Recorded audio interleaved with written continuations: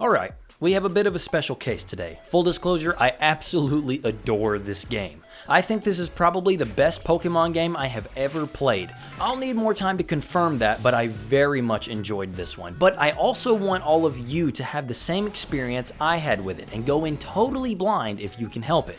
So if you haven't played it yet and you're on the fence, I'm telling you as a friend, you need to go get this game immediately.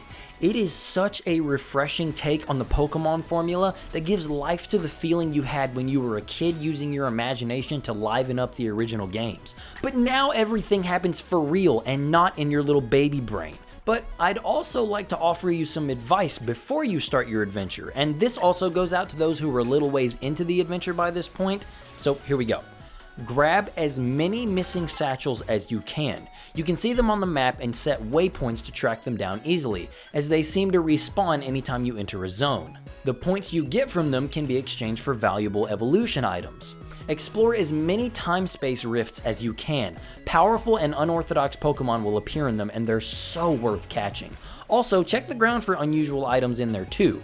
Don't be afraid to take advantage of easy grinding. This game's difficulty can sneak up on you from time to time, so prepare yourself by finding groups of Pokemon that one of your guys can take out easily and let the experience share take care of the rest. Plus, catch literally everything you can. And finally, take time to stop and harvest apricorns from trees. Not only does it reward experience for the Pokemon that does it, but Pokeballs have never been more valuable than in this game. And with that final tidbit being said, go buy the game because oh my god bro, it's so good, oh my god.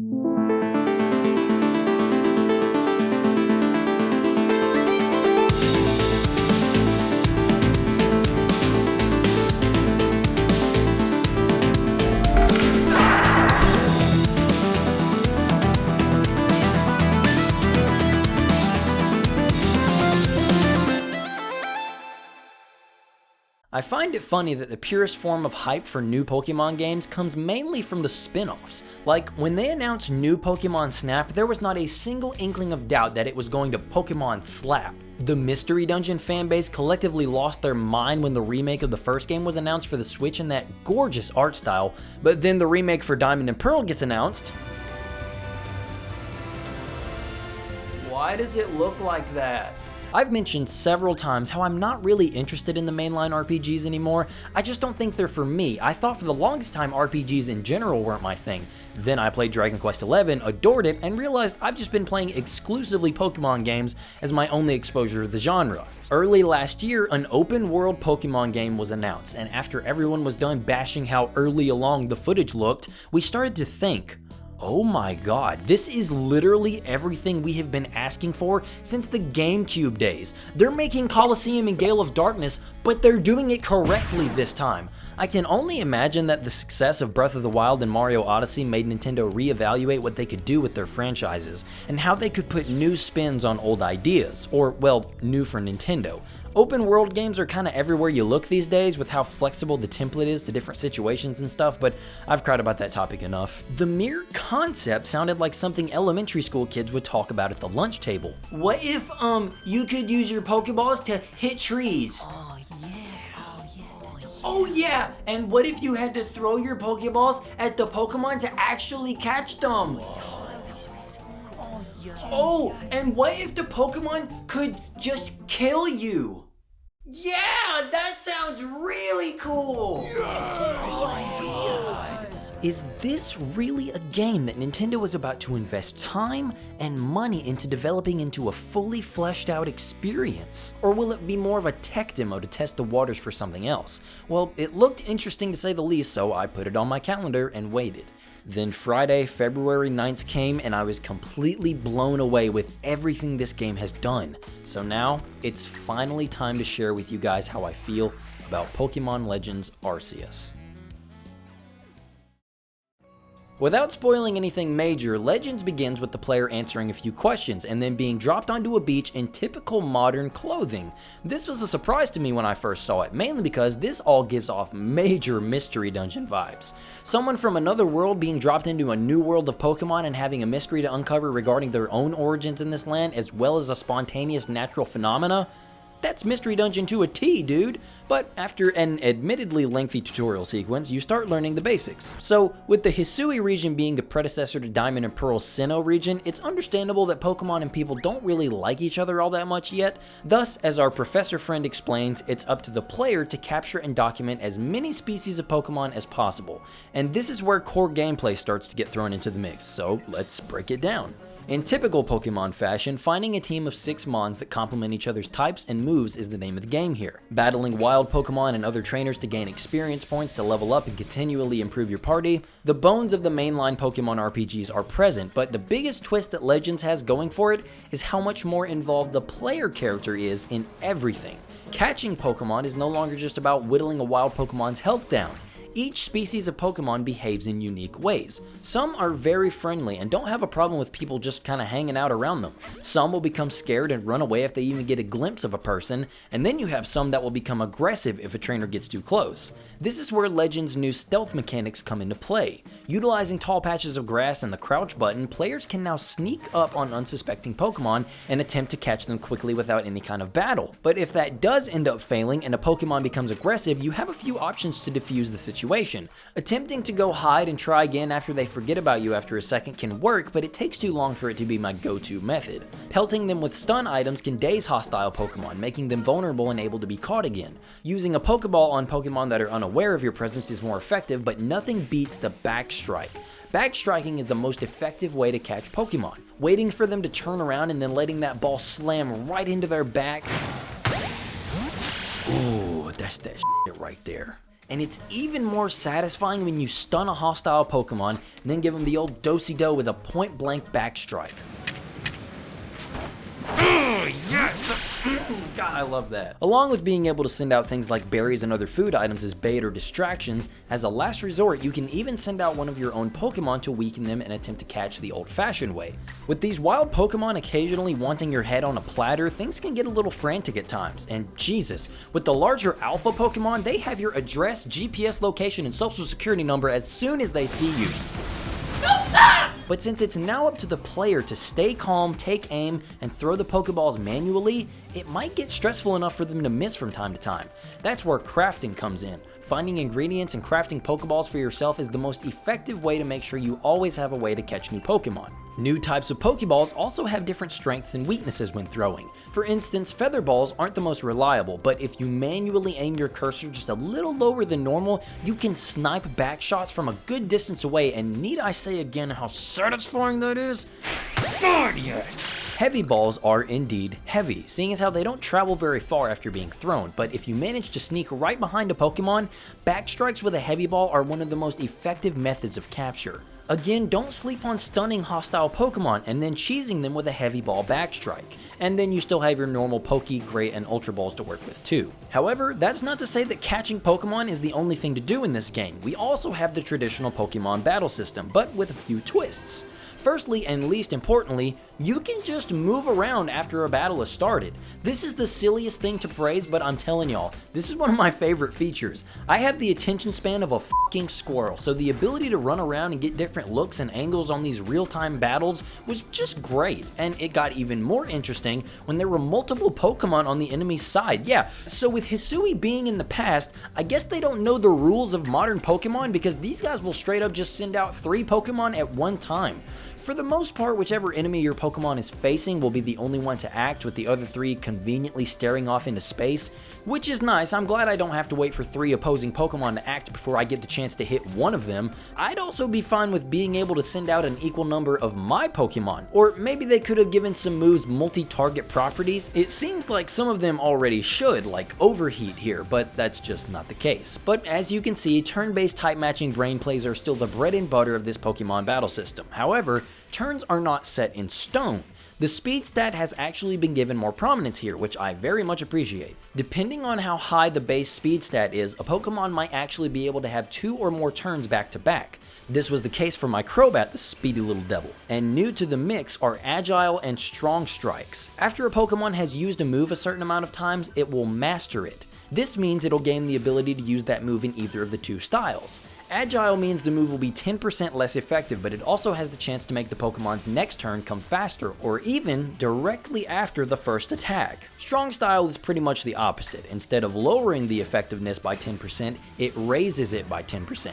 But it also has the opportunity to give the opponent an extra turn if you aren't careful. Strong Style is best used if you're confident its extra power will help end the battle. Otherwise, the trainer's next Pokemon could also benefit from your delayed turn. But honestly, I rarely saw a Pokemon stay on the field for more than 2 or 3 turns. It could have been coincidental or that the enemy AI is also really good at type matching, but Pokemon tend to get KO'd pretty quickly in this game. Maybe type matching is more effective than it normally is, but I don't know. It's nothing that really hampered my experience, I just thought it was curious. No, I actually think Legends is pretty generous when it comes to most things, and I mean that in the best possible way. There are just several streamlined systems in this game that make it so easy to play for hours and hours due to how smooth and pain-free the gameplay loop is. I know a lot of people don't really care for the experience share in modern Pokemon games, but I think it works the best it ever has here because of how often you'll be adding new Pokemon to your team. Simply catching Pokemon rewards experience as if you defeated them in battle, and seeing as how you can chain together captures back to back, it never feels like it takes too long for your Pokemon to grow. And this kind of painless progression encourages the hell out of experimentation with new Pokemon should you want to. If you go about your merry way casually breaking deposits of ore when you see them, you're bound to get a nice collection of evolution stones, and that's just great. And speaking of evolution items, they're all in one place in the main hub and so easy to get. Since the main draw of the game is to fill out the Pokédex, making every tedious evolution item in the series a farmable resource thanks to the satchels I mentioned in the beginning of the video is a brilliant addition. Again, some might be annoyed at how easy and grind-free some of these things are, but I welcome these conveniences with open arms. If you want a challenging RPG, you should probably look for one in a series that's not made for children. Just a thought. Sorry not sorry for the sass. Oh, and learning new moves is infinitely better too. When a new move is learned after a level up, it'll pop up on the side of the UI as the Pokemon are gaining experience. You don't have to forget a move to make room for new ones, but instead, you can go to the Pokemon status menu and select what moves you want them to have from all the moves they learned up to this point. And if you think you're going to need a move that you don't have equipped for an upcoming situation, it's as simple as bringing up that menu anytime or anywhere and swapping them out. Features like this are just one of the many reasons this game is the most frustration-free Pokemon game I have ever played. Okay, so we covered the basic Pokemon side of the equation, but there's also the topic of the world these Pokemon now inhabit. This is where most of those early comparisons to Breath of the Wild will start to fall apart. The only real inspiration I can see from Zelda's latest entry is the eventual mounts you gain access to, kinda representing abilities Link has in that game. And maybe you could draw some parallels to each game's crafting systems, but even that one is a stretch due to how crafting systems are a concept older than time itself. Because the way the open world is set up feels more like Pokemon Snap to me than, say, Grand Theft Auto. There are a handful of different zones to explore in the Hisui region, each of these acting as sort of a mini open world, I guess you could call it. They all host different types of terrain like forest, marshlands, beaches, vast waters, frozen tundras, and a lot more. These terrains, as you can imagine, all host different species of Pokemon for you to find. You journey from zone to zone, documenting as many different types of Pokemon as you can, and just a sidestep here, it really did bring me back to my childhood in the cheesiest way possible when exploring these zones. When I came up on one of my favorite Pokemon just kind of running around and doing stuff, I would freak out like, "Oh my god, that's a Snorunt!" Or, "Is that a f***ing Rotom just out in the open? What?" And of course, "Yo, this thing's trying to kill me! That's awesome!" Running into these Pokemon was always a thrill, and this is easily the best part of the game. No matter how much I praise the other amazing quality of life features this game introduces to the Pokemon formula, nothing beat discovering my favorite Pokemon for the first time all over again like I was in elementary school. Anyway, each Pokemon has different requirements that you need to research in order to complete their Pokédex entry. Things like catching them without being spotted, defeating them in a fight. You have to see and do all of these tasks several times over for each individual Pokemon.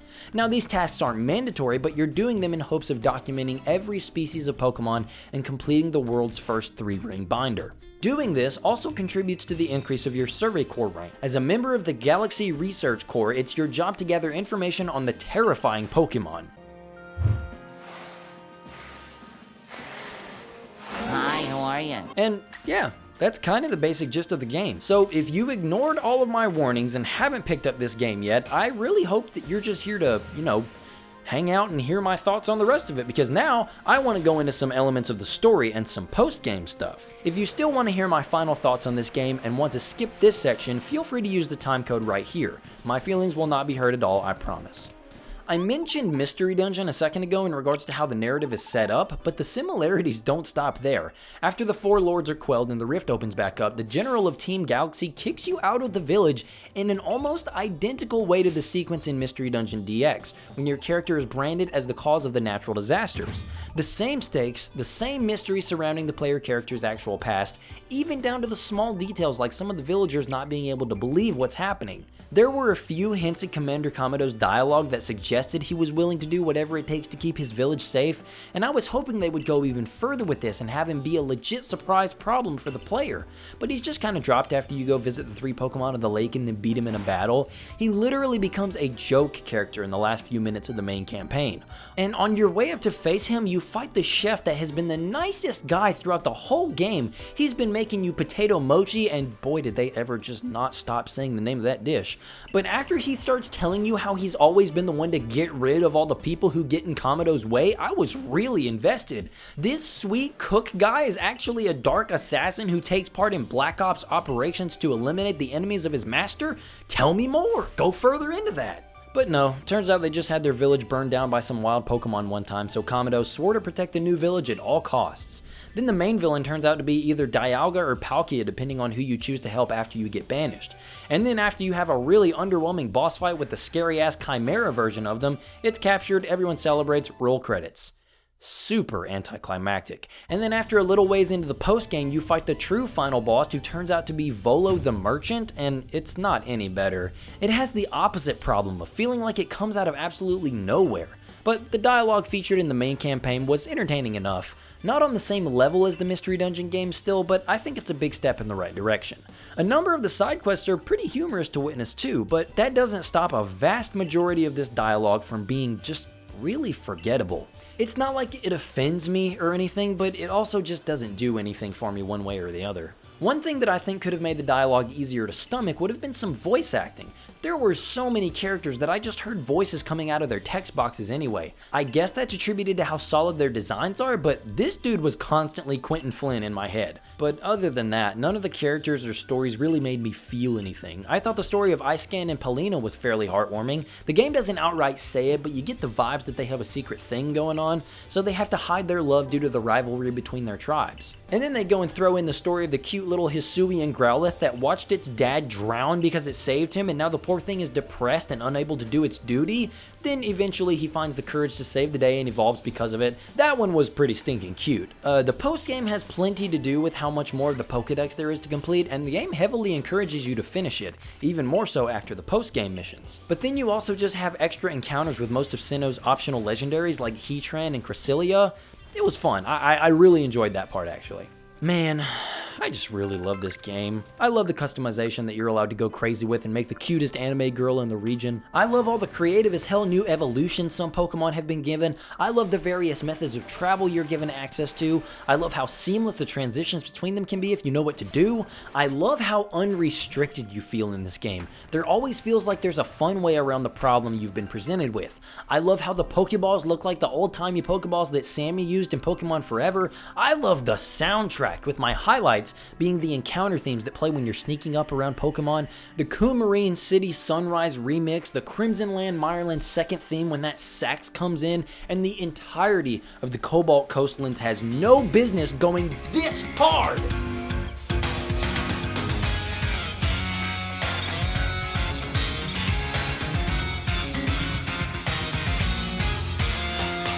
I love how this game tried its hand at legitimate boss fights, and while I don't think any of them are particularly amazing, the team has my utmost respect for the attempt in a Pokemon game of all things.